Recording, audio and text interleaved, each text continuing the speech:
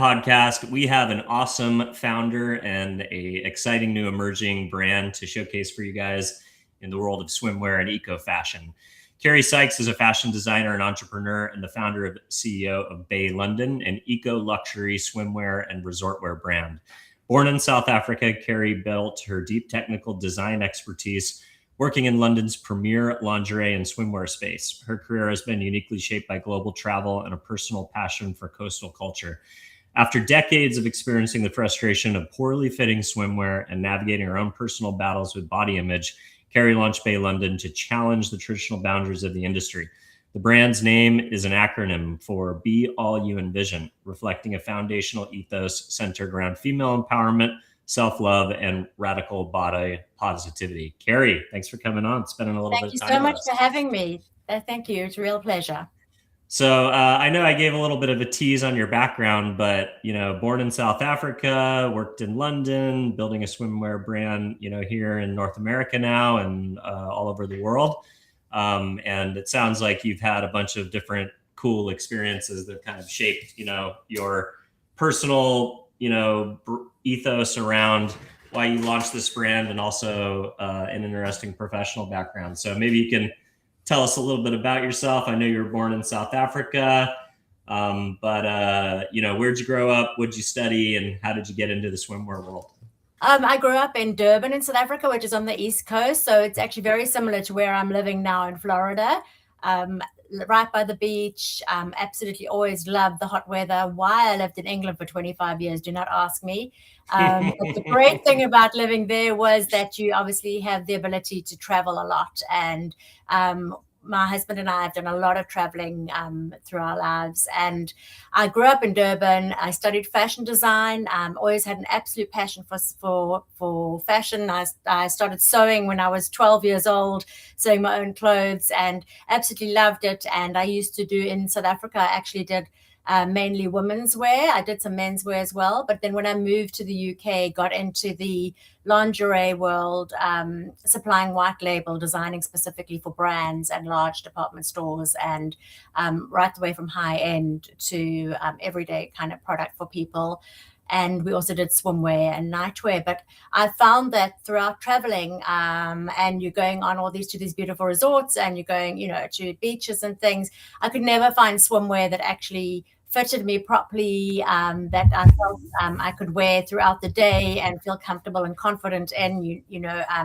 I personally have had sort of body image, problems throughout my life. And I think a lot of women do, and I just wanted something that I felt I could actually walk around on the beach on without having to cover myself up all the time, but actually felt nice in and not having to have the usual tummy control black swimwear and that gets thrown at you when you're specifically a certain sort of age. It's like, well, you need to hold yourself in, and everything was really not nice looking and not sort of sexy looking, and anything that was nice looking didn't have everything built into it that I felt that was needed for swimwear. So I decided to really launch my own brand. We were moving to America, to Florida, as I said, because we wanted a more outdoor life. And so I thought I would launch my own swimwear brand. And the fit has been the most important thing for me, to make sure that it actually fits properly. And so we tried the garments, fitted them on various body shapes and, heights of women. And,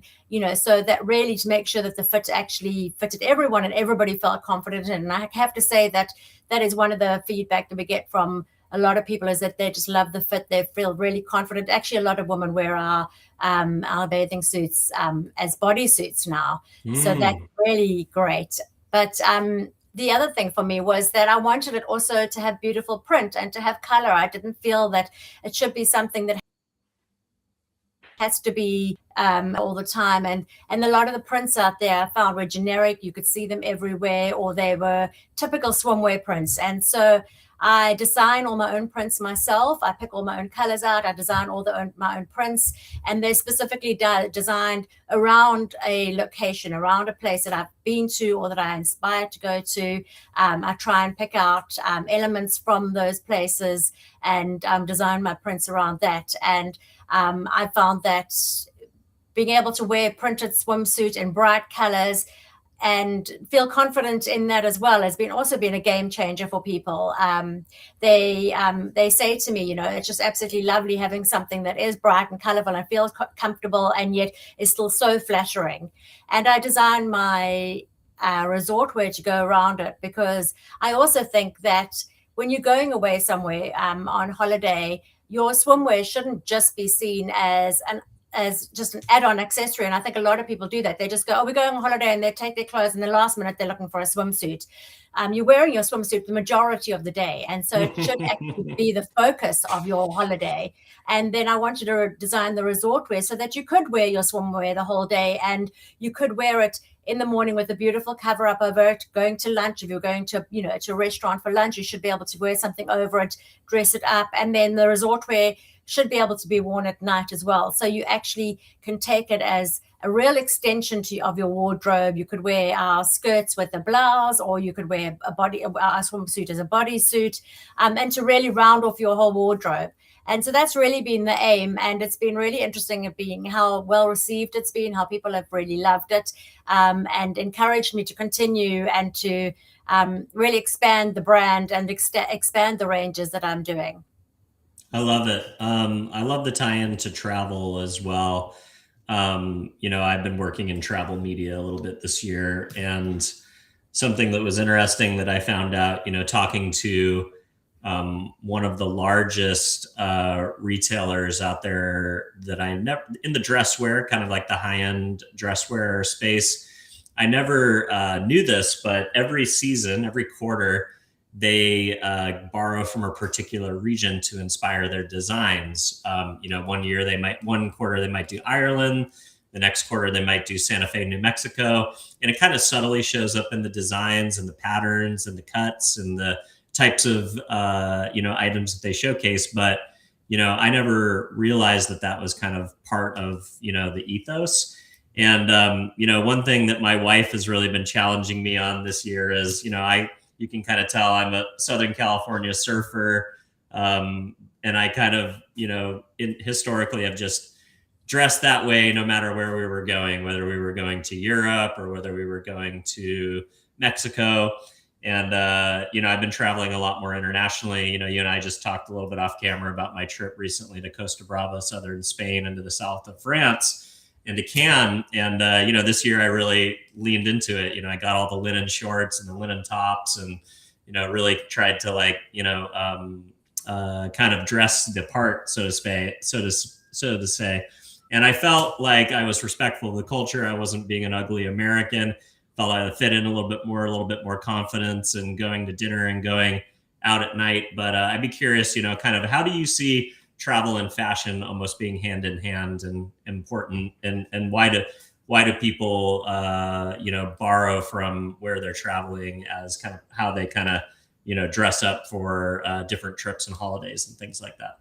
I think that historically, from a fashion point of view, fashion designers throughout the years have always got inspiration from places and, places they've been to, things that they've seen in different places. You see that historically in prints and in garments. And I think that is something that is inspirational for a designer. You can't just get your inspiration out of thin air. People always say, where do you get your inspiration from? But you can't. And so for me, it's definitely been a case of places I've been to. And I try and also incorporate things into my prints, as you mentioned, incorporating things into your prints.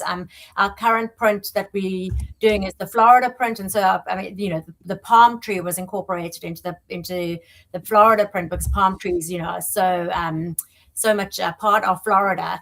And then in my Cape Town range, I did the protea, which is the national flower of South Africa. But then I wanted to incorporate animal print into that, because animal print is obviously a huge part of Africa as well. But I didn't want to do it in a traditional way, so I put it actually into the protea itself. So you can get inspiration from so many things, and because there's so many diverse cultures everywhere, there is out there for designers to use. And I think it's exciting that when you do go to a place, if you have got something, as you said, that sort of represents the culture, I think people actually really respect that. It's the same way as if you go somewhere and you try and speak a little bit of the language, even if it's just hello, thank you, or goodbye. People really appreciate that. And so I think it just adds a little bit more fun if you're going somewhere on holiday and you have got something on that represents that culture in a way. But I try and do it in a way that's subtle, so it's not very obvious. As I said, like with the animal print, I didn't want to do an obvious animal print, something really subtle and something a little bit different. Because if you are buying something, that's a little bit more high end, which my product is, you do want something that's different and something that's going to stand out a little bit and look unique in a way. And so that's what I really try and do in my designs. And I think that's what you'll see when you see high end, especially couture type designers. They elevate an element of something into a way that it might be subtle in a way, but to the eye, to people that have got a fashion eye or looking for something, they actually recognize the inspiration from that design. Can you talk about the idea of eco luxury, because that seems to be a trend that's also going kind of hand in hand. The more high end something is, the more people want sustainability, and they want to, if they're spending a lot of money on something, they want to feel good about the purchase and that it's good quality material and that it's being a good steward of the earth. And whether that's eco luxury in the resorts and the places that people are traveling to, the restaurants that they're dining on, eating farm to table, or the things that they're wearing. Can you talk about the idea of eco luxury as it pertains to the collection? Well, that's been really important to me. I'm really against fast fashion. I think that people that are buying fast fashion are actually doing a disservice, not only to people that are in fashion, but also to the earth. And I think it's been really important to me. And our fabric that we use for our swimwear, we use a fabric called Econol. It's actually made from plastics that are gathered from the sea, from old fishing nets and things like that. Wow, that's cool. So I'm really into making sure that the garments are sustainable. I use recycled plastic for my plastic bags. We use recycled cardboards and paper for our labels. It's a really important factor for me. I think that people should be willing to pay a little bit extra for garments that are made thoughtfully and that are sustainable, because ultimately you're doing the earth good. And then also the other thing is that you're not just getting something that's going to fall apart and be in 2 seconds either, so that you're having to buy different ones. And you get people, I know a lot of people that say, oh well, I just bought this off Shein, or I bought this off one and it only cost me X amount of money. But I feel like saying to them, yes, but you can feel the difference. You can feel the difference in the quality. And not only that, it's only going to last like a week of your holiday. It's not going to be something that's going to last for a long period of time. And so I'm really, really for using sustainable fabrics. And, I'm trying to actually move my garment to be fully sustainable. It's a little bit difficult at this stage because obviously the more sustainable products you use, which just seems absolutely ridiculous, but the more sustainable things you use, the more expensive your product actually becomes. So, yeah. I used to, when I was in the lingerie game, and we had brands we were working with that wanted to go fully sustainable, and just trying to get in that game, trying to get your wire casings and your elastics, and there's all these different components, and people don't realize that if you're making a blouse out of sustainable fabric, you've got like one fabric, but for something like swimwear or lingerie, there's so many different components that you have to try and make sustainable. So I'm really proud of the fact that we, at the moment, our garments are made out of a really amazing sustainable fabric. It's from Italy.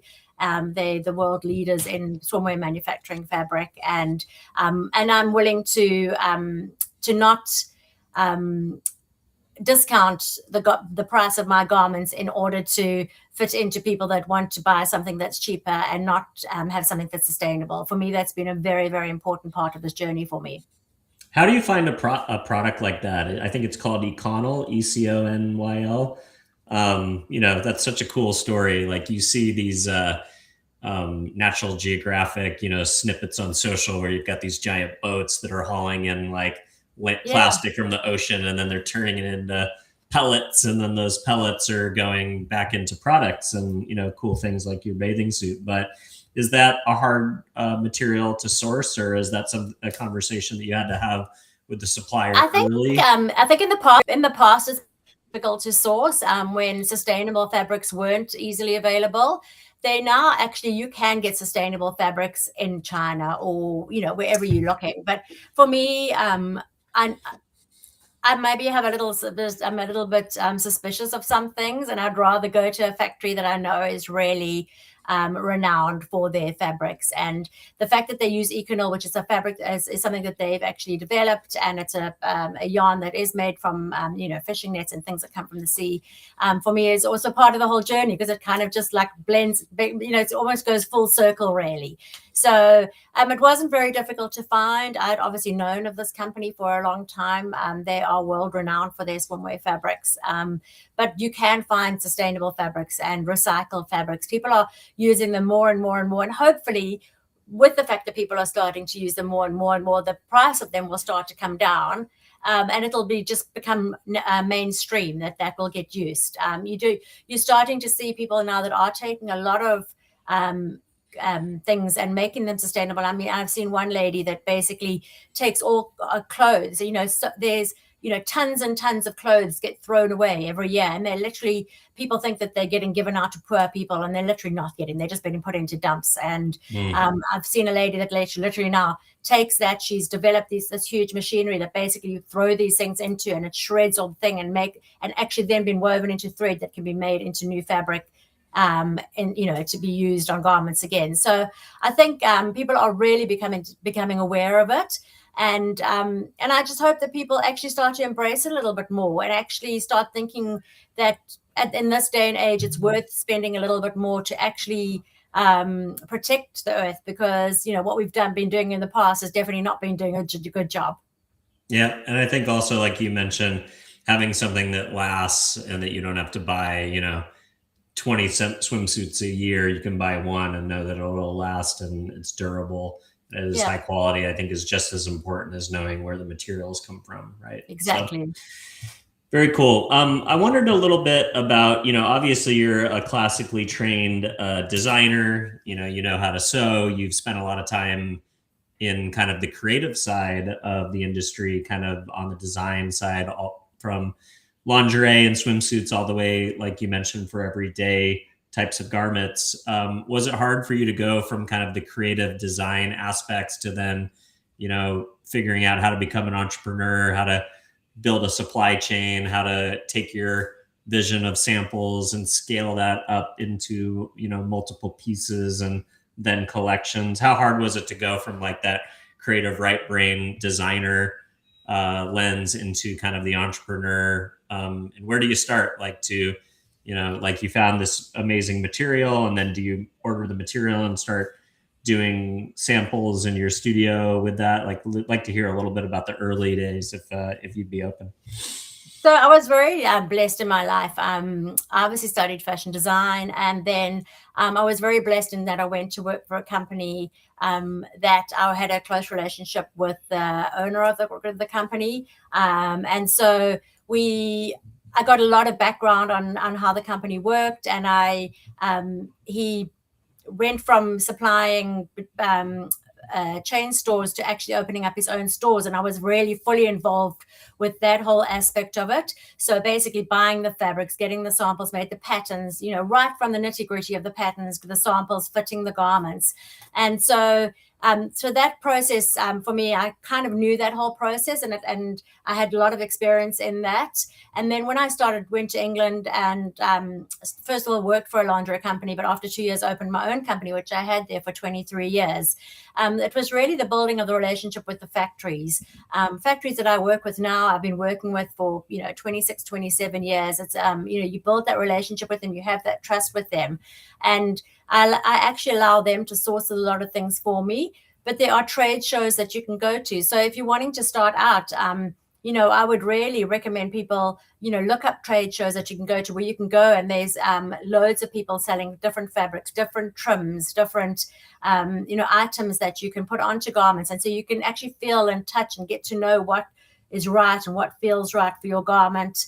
And then it's really a case of experience and just time, learning what the correct fabric is, what the correct thing is for what you want to design, and learning how to fit them properly. I think you can't. I've been very lucky that I had a team working for me in the past. I had garment technologists, I had account managers, but coming back to now what I'm doing now, starting my own brand, and actually doing it all again myself. Challenge in part of a way, but actually it's been so refreshing to actually get back to doing it myself. Taking control of it again, and actually it actually allows me to ensure that what I'm wanting in that garment and what I want the fit to look like, what I want the garment to look like, it's actually coming out exactly like that. That's the beauty of having your own business and your own brand, is that you can do that. When you're supplying other people, they have the control over that. So it doesn't matter what you've designed in the beginning, they have the control of changing things up. And generally it always becomes down to cost, and you're taking things off your design and it ends up not looking anything like what you've designed in the first place. So when you've got your own brand, the amazing thing has been able to have control of what it actually looks like and feels like, and what fabrics I'm using, and having control over the costing of it, and whether or not I'm willing to take a cut in margin to ensure that I can use a more expensive trim on something.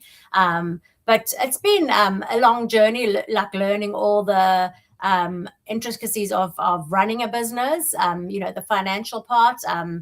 I'm so blessed at the moment to have a great team. We're a very small team. I have Heather that works for me. She's my national sales rep. She's been amazing, because coming to America has been a whole different kettle of fish.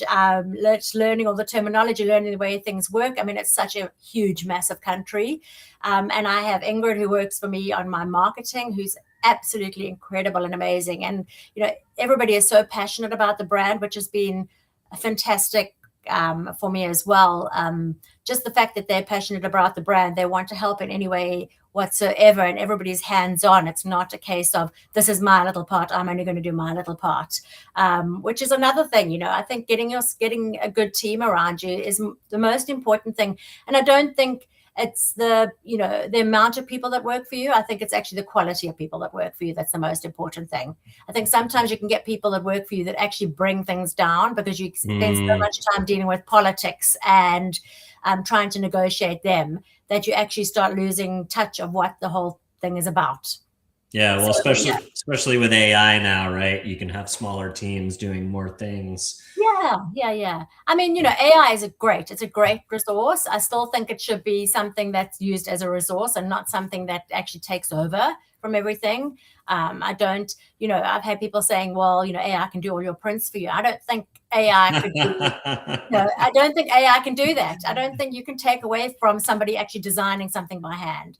I'm so old school that I don't even do CAD designing. I still do everything. I have to have Katie in England, who's worked for me for 20 years doing my CADs for me still. Luckily, she knows exactly what I like. But I just think that you can't take away from that. And even from like marketing and stuff like that, you can tell when something's not right. People are starting to do all their photo shoots using AI and stuff like that. And I think I don't really believe in taking jobs away from people. I still think you can tell. If it's like a reprint of something, like, you're just trying to quickly send something out, fine. But I think it's still amazing if you can go and be part of that whole creative process of putting a photo shoot and a catalog together, and, being there and actually, getting the energy from the people. You're not getting that by just taking something and just shoving it onto somebody that's online.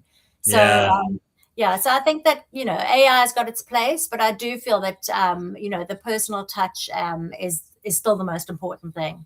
Yeah, I love it. It's funny. I was having a conversation with somebody about AI the other day on the show as it pertains to advertising. And one of the interesting things that are happening is now all the social media platforms are requiring that you label anything created in AI, including ads. And when you look through the ad libraries, the ads that were created with AI, even the ones that are good, when consumers see made with AI tagged in the social post, they have an automatic reaction to be like, oh, I don't trust that because it was made with AI. And those ads are not getting clicks, they're not getting engagements, they're getting deranked in the platforms, they're costing more money to push out, they're less effective. So now there's this kind of swing back to where like real is the premium in which like good ads and good social posts and good performance inside of media is now, there's now a premium on reality, I guess, for lack of a better word, because these platforms, people just don't trust AI, even if they can't tell if it's AI. So. Well, that is, I mean, I actually had a meeting with somebody who's been in the industry for 30 years in the US with a huge swimwear brand. And they in a store recently, just from one mother going into the store, going to her car and doing a post and talking about how, as a mother who's had a baby, she went in, she fitted garments on, how they fit. And it was a real person talking. She wasn't paid by anybody. She just was this young mom that went into, and he said, you know, after doing hundreds and hundreds and hundreds of advertising and AI and other types of advertising, that was the thing that people actually related to. That's what they wanted to see. You can see when something's AI, you know, it's almost too fake, you know, the person's too perfect and they all smiling with this huge smile while they're talking, which is not the way normal people talk. And I just think I agree with you wholeheartedly. I think people are just wanting to get a bit back to normal and a bit back to reality. I think that's why there's actually a swing away from, you know, even children having phones and iPads and everything from a young age. It takes over people's lives, and you start losing touch with what reality is. And actually, I think that we were lucky in that we grew up in an era where we didn't have that. Yeah, you know, totally. We learned how to actually entertain ourselves and to have fun in a more real way. I've started myself now when I'm going to, you know, I went to the 4th of July fireworks, and my brother said, "Oh, you're not bringing your phone with you?" And I said, "Well, why? I'm going to go and look at the fireworks. I'm never going to post pictures of a firework, you know, and if I'm going to put a picture on, well, who wants to look at a picture of my firework anyway, you know?" So I said, I might as well just rather go there and actually enjoy the experience myself. And I think that, you know, I think that's where that we actually need to actually start focusing on more real things. And I think that's, you know, that goes back to the whole AI thing, you know, that, you know, and so it's not just from the advertising, it's from the whole, from everything in life. You know, let's get back to nature. Let's get back to real reality and things. Yeah. And I think it, like on the travel side as well, you know, my daughter is an influencer and she has like 60,000 followers on Instagram. And this is the first time we went on vacation where I thought like, oh, okay, I wonder if she's going to create like all this travel content. She actually created like no content about the trip. She just wanted to be on the trip, enjoy the trip. Anything that she created while we were on the trip, she could have created at home. You didn't even know the difference. So yeah, it's funny how even like people who are, you know, doing social media, are good at social media, doing influencer marketing, it's that moments, especially like you were talking about, like going to the 4th of July fireworks or travel, like they want to be in the moment and experience it. Exactly. And, you know, I'm not taking anything away from people that are influencers and people that are, you know, doing that and making, you know, getting followers and making money from it. I mean, it's at the end of the day, that's a job, and that's their job. And, you know, but I do feel that, you know, we've gone away from actually, as you say, experiencing things ourselves. And I think that we shouldn't be out there all the time trying to video our lives and not actually taking part in our lives. We should actually be enjoying our lives. And that's why I think, you know, for me with the swimwears, you know, I want women to be able to, you know, actually enjoy their lives and actually enjoy and feel comfortable and feel confident and go places and actually be part of it, feeling confident, not always trying to hide themselves away or feeling uncomfortable or not feeling like they can go walk down to the beach and in their swimsuit and have a swim. You know, it's really just getting back to feeling confident in yourself. And, you know, the other thing that I think that's been bad with social media is this whole body positivity, you know, not body aspirational thing. Everyone trying to aspire to look like these celebrities. And at the end of the day, they don't even look like that because they are filtering themselves left, right, and center. So, you know, I just feel that we need to actually start taking a step back and going, oh, hold on a second, let's actually start being a bit more real. And actually, let's start being more confident in ourselves. And, you know, by designing something that allows women to feel that has been really amazing for me. And to see it in women and to see it when they're buying it or they're in a fitting room. When I've been to, you know, we do a lot of trunk shows and you see women coming in and they actually come out of the changing room into the shop in the swimwear. I mean, who would ever have done that in the past? Never. But because they feel so confident in it, they feel so comfortable. And so that's just been amazing for me. So maybe you could talk a little bit more about your go-to-market, actually, because that's a big part of our audience is, marketers, and I feel like people can learn from any type of industry. So when launching a new swimwear line in the kind of resort luxury, like with all the elements and brand aesthetics that you have, body positivity, thinking about like kind of this travel motif, London, Cape Town, Florida, beachwear. What is your go to market? I know that we talked a little bit. We actually met through an event that you're participating in next week, which is the Modern Day Wife series, which is this kind of high end female showcase community that I'm a media partner of. And then I was talking to your colleague off camera about the active show. So it feels like, kind of getting into the real world and letting people kind of look and touch products and feel it and see what they're like, whether you're talking to consumers, like MDW, or whether you're talking to the trades at something like Active. How important are kind of these real world events for you as a opportunity to get the brand in the hand, whether it's trade or consumer?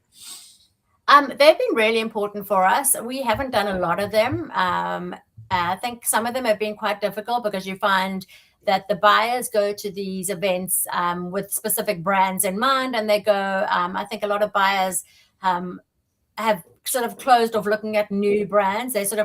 The market is quite difficult at the moment. So they go to ones that they've known in the past, and they just go for it and they buy from them. And so they don't even sort of spread their wings a little bit. We've been very blessed that we've had some actual head office people coming to our stand and actually loving the product, and so making us nominated vendors, which has been amazing. And we do a lot of trunk shows, and I think the trunk shows for us have been amazing because we go all around the country. We've got, I think at the moment we've got 15 on at the moment. Wow. And it really gives us an opportunity to be out there for people to really feel. I think, it's very difficult just being an online brand. You can't really, in this market, unless people are willing to buy it, try it on, send it back. And there are people that are willing to do it. And I probably do a lot of it myself because I don't have time to go to the shops. But I think for people to feel the quality and to put it on really sells the product. And so really getting it in front of the people, whether it's a consumer or the buyers at the trade show, has been a must for us. And we have probably done more sales through that than actual online sales because people really feel the difference. They can feel the difference when they have the product in hand. So those sort of things are really important, and we do try and do them, but we are quite select about which ones we do. We're quite picky about which ones we do. The one we're coming up with, obviously the Modern Day Housewife, really sounded for me like a real opportunity for us to go there and put ourselves in front of women that are looking for something that's a little bit more sustainable, a little bit more elevated. And I've got the opportunity to actually go on a panel and to talk in front of people and talk about the journey and what I actually stand for, which is also lovely for me to have that opportunity. So we're doing that. We've also been given the incredible opportunity to be one of the brands that's going to be in front of the stars at the Emmys. They have these private shopping events before the Emmys, and we're going to be one of the brands that's going to be there. So that's going to also, introduce us to, not only influencers, but stylists, and also to actors and actresses and that, which will be amazing. It's a different world out there. It's very different to when I grew up. Literally, I think if you can get onto something where somebody sees somebody famous wearing it almost, that you'll take off. So it's just getting it seen, getting it out there in front of people and in front of as many eyes as possible. But for a new brand, you haven't got the millions that people spend. These other brands that are out there and that are established, they're spending, hundreds of thousands a month on their marketing and on their advertising. And as a new brand, you don't have that. So you have to take every opportunity that you've got. And for us, the biggest thing for us has been really doing the trunk shows, and we have people that come towards us. There's also affiliate opportunities that we do. So we're doing an affiliate program through TikTok. We're actually doing it with a company that is going to be making sure that they select the correct affiliates for us. Because is that like a TikTok shop situation?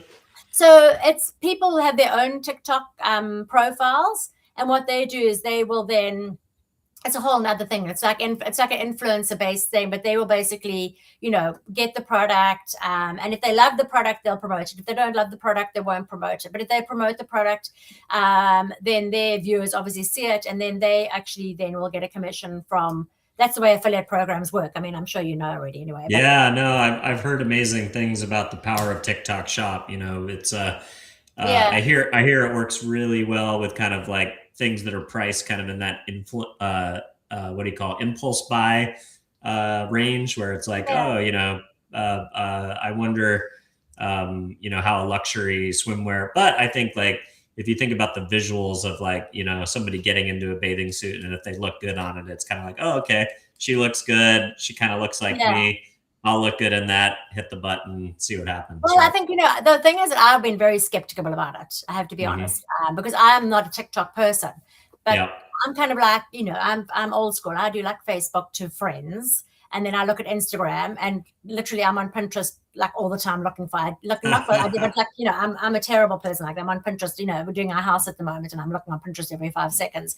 But, I like to get inspiration from things. So I see, and I see different things. But TikTok, from what I've heard, is actually really starting to take off, and it's really taking off in the older market. There's a lot of the older generation, and I say older, our swimwear is marketed from 35 upwards. I have people in the 80s wearing it, but then I have friends of mine whose daughters then go and steal it from them and wear it as well. So I think there's a huge spectrum. And what I like about it is that I don't think the affiliates are all beautiful looking influencers. They haven't got the perfect bodies. They're just, a lot of them are just normal people. And that's what I really want. I want to really showcase the fact that our swimwear is made for normal people. Normal women can wear it and feel and look amazing in it. So I'm hoping that that's going to be a really good route for us to actually get more eyes on the product. But, time will tell.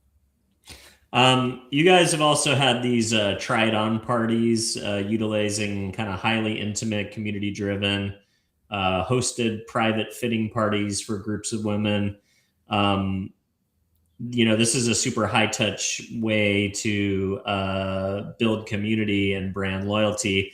How do you go about kind of finding, like, it almost feels like the old Tupperware party, idea. Yeah, but how do you find, someone to host something like that? Or like, how do you build that kind of a channel?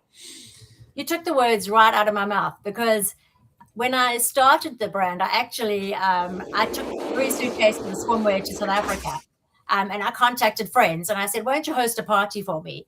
And it was so successful. People absolutely loved it, because when you're inviting people to your house, and you're generally inviting friends, and you're having a few glasses of champagne, and then you go and fit on something, you don't feel self-conscious. It's not like going into a store and then having a salesperson standing outside the room going, does it fit? And then you've got to go, oh, no, it doesn't fit. It doesn't go over my bum. When you're actually with friends and you're in a comfortable environment, in a home environment, it's actually a wonderful way to actually to promote something like this. And we generally just have people, we'll meet somewhere and we'll go, oh, if you'd like to have a party at your house, and people go, oh, we'd love that. I'll invite 10 friends around. We'll go set up the thing, provide some bottles of champagne. They'll do some snacks. We give a gift away at the end of the evening as a sort of like, fun part of the whole thing. Let's all like put our name in a bottle and pick out, and whoever gets the bottle gets the gift at the end of the evening, and just makes it a really fun experience. I just felt like it should be something that makes it a little bit more fun and interactive, and that people can get the opportunity. I think that whole old school way of doing party plan, there used to be a lot of party plan things besides Tupperware. The people used to plan, and it was really makeup with Revlon. And I actually think people love it. Women love it. So many women are working day and night, and they're at home, and they don't have the opportunity to have these. And it's a wonderful opportunity to actually let women get together and do something fun, and not we just don't have the opportunity to do that anymore. Even the old days of having book clubs, hardly anybody does that anymore. I mean, my mom went to a book club always, and that was a wonderful opportunity for her to get together with her friends. So we really try and do these as much as we can, and we do find them that they're a lot of fun, and the women that actually do them actually love them. I love that. So Your current line, we've talked about, inspires from Cape Town, where you're from, London, where you spent a big part of your career, and Florida, where you are now. Without spoiling too much, are you thinking about teasing any other global coastal destinations for future launches? What's on your mood board today? Oh, yes, I can definitely tell you without spoiling too much Let's because they're going to be go. coming out very soon. Our new ranges are actually based around the Caribbean. So Love we've got, that. yeah, I've got two prints. I always do a what they call a panel print, which you can go on sarongs, and it's like a focal print. And then I do an all over print, which is like my protea print, which is basically the same sort of design all over the garment. So I do that always. I've designed the Caribbean print, and it's all based around shells and starfish. And so that's really exciting. And then my other range that I'm bringing out is going to be the Paris with Love. So that's very inspired by Paris bows. Paris always is like much more frilly, and it's got bows. And then the fleur de lis is obviously very Parisian. So the fleur de lis, and it's got more Parisian sort of colors like red and pink, and then the navy and a pale blue. And so those are the two new ones that are going to be coming out, which is really been really exciting, and I can't wait for them to come out. I feel like I've been working on them for ages. And then, so those, those are literally the garments are going to be arriving in the next week for those. I've been fitting them and doing the prints and the garments now for quite a long while. And then next sort of month, I'll be moving on to my next ranges, which I don't know, maybe it'll be Greece or something like that. Yeah, let's go. Let's decide where the next exciting thing is going to be. But yeah, just so much fun and so exciting to do them. Well, amazing, Kerry. Well, it sounds like you're building a wonderful company with a great brand purpose and a lot of good vibes, whether it's travel, sustainability, or body positivity, all good things. If folks want to follow along or maybe try on some swimsuits, where would you like to send people to learn more and check out the lines? So they can go to our website, which is www.bayelondon.com, BAYE London.com. We're very happy for people to order, to try on, send back, if it doesn't fit. But generally, I would say 99.8% of the time, nobody ever sends anything back. And we are at a lot of Monkeys stores around the country. And at the moment, where we are based at the moment, we're in the Ponte Vedra Club and Inn. We've just started. We're just new out there, so mainly online, and it would be really lovely to engage with more people and get feedback from people and see how they love the product. Amazing. Well, appreciate you spending some time with us today. Hope we get a chance to meet when you guys are in Southern California next week. And for those of you who are watching for the first time, don't forget to give us a follow or a subscribe.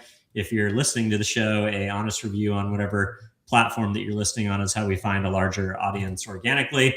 And last but not least, if there's maybe a creative out there that you think would be inspired by learning the story of Kerry going from being a creative to an entrepreneur, or maybe someone who would be just interested in checking out a really cool new emerging fashion brand inside of this core pillars of travel and body positivity and sustainability, don't forget to share the show. And with that, I will wish you a great day. Appreciate you coming on.